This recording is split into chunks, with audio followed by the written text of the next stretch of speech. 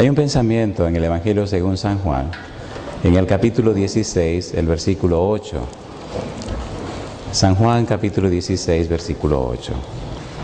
Uno de los temas favoritos del Señor Jesús fue hablar acerca del Espíritu Santo. Y es interesante conocer este personaje de la Biblia, porque en él y a través de él se mueve todo el desarrollo bíblico y todo el plan de salvación de nuestro Señor. San Juan capítulo 16, versículo 8, dice la palabra de Dios: y cuando Él venga, convencerá al mundo de pecado, de justicia y de juicio. ¿Podemos estar en pie?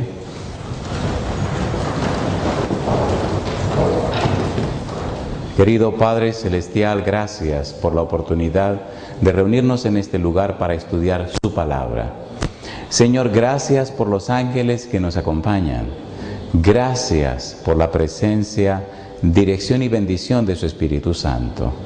Padre amado, ahora, al abrir su santo libro, permita que nuestra mente también quede abierta al conocimiento de su verdad, que no haya ruidos en nuestra mente. Haga posible, Señor, que el Espíritu Santo nos traiga palabra de vida para la vida eterna, y que esa palabra suya, esa palabra de poder, pueda cambiar y transformar nuestra vida. Señor, permita que desde ahora y para siempre haya una relación más estrecha entre usted y nosotros a través de su Espíritu. Que nuestra mente sea habilitada y capacitada por su gracia para entender y comprender sus misterios, y que nuestra vida sea el testimonio fiel ante todo el universo de la verdad salvadora y redentora en Cristo Jesús. Diríjanos, Señor, y cuídenos, acompáñenos y protéjanos. Lo pedimos en el nombre de Jesús.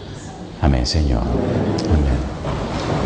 Es bueno saber que hay una obra que debe hacer cada cristiano, cada creyente, cada persona que dice conocer y entender al Señor Cristo Jesús. Y es bueno saber también que esa es una obra que trasciende. La idea de habilitar a la iglesia con el don del Espíritu Santo es asegurar el cumplimiento de la voluntad de Jesús. Por ejemplo, hay un pensamiento curioso en el libro de Efesios capítulo 3, versículo número 10. Veamos Efesios capítulo 3, versículo 10, y vamos rapidito porque hay muchas citas de la Biblia que tenemos que leer. Efesios capítulo 3, versículo 10. Me fascina este versículo porque es profundo, y tan profundo que no se alcanza a entender la magnitud de su profundidad. Dice el versículo 10: para que la multiforme sabiduría de Dios sea ahora dada a conocer por medio de la iglesia a los principados y potestades en los lugares celestiales. La iglesia existe con una misión que trasciende la tierra. La misión de la iglesia es dar a conocer a los principados y a las potestades en todo el vasto universo el conocimiento del misterio de Dios. En el capítulo 3 del libro de Efesios, el apóstol Pablo habla del misterio y dice que a él le fue revelado ese misterio, y expresa que ese misterio es el evangelio de la salvación, y añade que la iglesia tiene la santa y maravillosa tarea de dar a conocer ese misterio a los principados y a las potestades en los lugares celestiales. Trasciende el trabajo de la obra misionera. Va más allá del simple hecho de predicar el evangelio de salvación a los seres humanos. Va más allá del simple hecho de hacer una predicación en la tierra, sino que tiene que ver con todo el vasto universo. Lo bueno de esto es que no se trata de la predicación de una palabra o de un conjunto de palabras o la presentación de un argumento. Ni siquiera se trata de la explicación o presentación de una doctrina. Más aún, se trata de demostrar o mostrar la experiencia de una vida. Por eso, en el capítulo 16, versículo 8 de San Juan, dice que el Espíritu convencerá al mundo de pecado, de justicia y de juicio. Cuando usted analiza el verbo convencer, descubre que no se está tratando de una doctrina, ni de una predicación. Se trata nada más y nada menos que del testimonio de personas que conocen en forma y vale la pena la redundancia, de forma personal a Dios. Y ahora, a través de su experiencia, a través de su vida, a través de su testimonio, y traduzca ese testimonio como la presentación de las evidencias a favor de Jesús. La experiencia de ese individuo, hombre o mujer, lo que esa persona está viviendo, hombre o mujer, se traduce en una relación tan estrecha con Dios que a través de él o ella el Espíritu puede mostrar el carácter de Dios no solo a los seres humanos, sino ante todo el universo. En el libro de Primera de Corintios capítulo 4, el versículo número 9, mire lo que dice: la obra del Espíritu de Dios trasciende la tierra. La obra del Espíritu de Dios va más allá que el simple hecho de presentar el plan de salvación a los seres humanos. Dice el apóstol Pablo, 1 Corintios 4:9, porque según pienso, Dios nos ha exhibido a nosotros los apóstoles como postreros, como a sentenciados a muerte. Y ahora dice, pues hemos llegado a ser, ¿qué cosa? ¿Qué dice ahora? ¿Qué es un espectáculo? Cuando usted lee la palabra espectáculo, ¿en qué piensa? Bueno, en un show, ¿sí o no? ¿Y para qué son los shows? ¿Cuántos deben ver el show? Todos. Así que usted es un show, usted es una presentación. Y su presentación, su show, debe ser visto por ¿quiénes? Dice ahí. Porque somos un espectáculo, ¿para quién? Para el mundo. ¿Para quiénes más? Para los ángeles. ¿Y para quiénes más? Para los hombres. ¿Dónde viven los ángeles? En el cielo. ¿Dónde viven los hombres? En la tierra. ¿Y por qué dice para el mundo? ¿Por qué dice para el cosmos? La idea de Dios, el anhelo de Dios, el propósito de Dios con los seres humanos es dar a conocer su carácter. No solo a los hombres, sino también a los ángeles. No solo a los ángeles, sino a todo el universo. La idea entonces es mostrar los perfiles, las características, las bellezas, definir y mostrar el carácter de Dios en sus criaturas, no solo en la tierra, no solo a los ángeles, sino ante todo el universo. Cuando nosotros estudiamos detenidamente y cuidadosamente la Biblia, descubrimos que el hombre y la mujer fueron hechos a imagen y semejanza de Dios. Significa que mostraban las bellezas del carácter de Dios. Y Dios nunca ha cambiado su plan.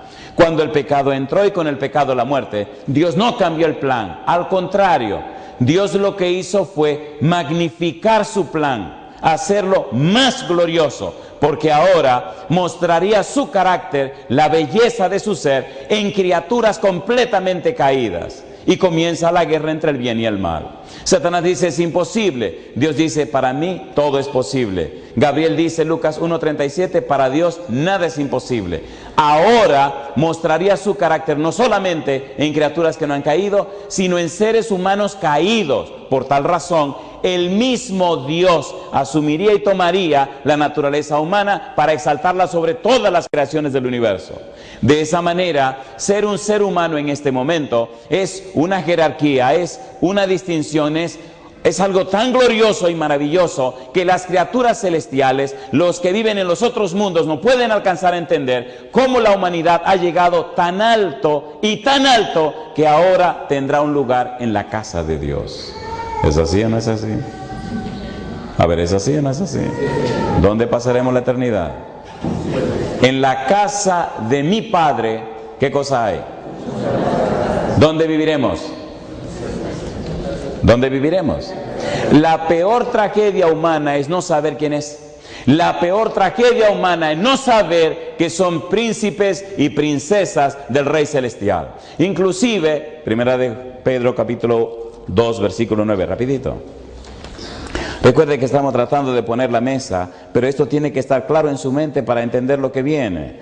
1 de Pedro 2:9. El apóstol Pedro escribe y dice, mas vosotros, ¿qué cosa? Mas vosotros, ¿cuándo somos linaje escogido? ¿Cuándo somos real sacerdocio? ¿Cuándo somos una nación santa? ¿Cuándo somos un pueblo adquirido por Dios? ¿Y cuándo debemos mostrar las virtudes de aquel que nos llamó de las tinieblas a su luz admirable? ¿Cuándo? ¿Cuándo? Nosotros somos templos ¿de quién?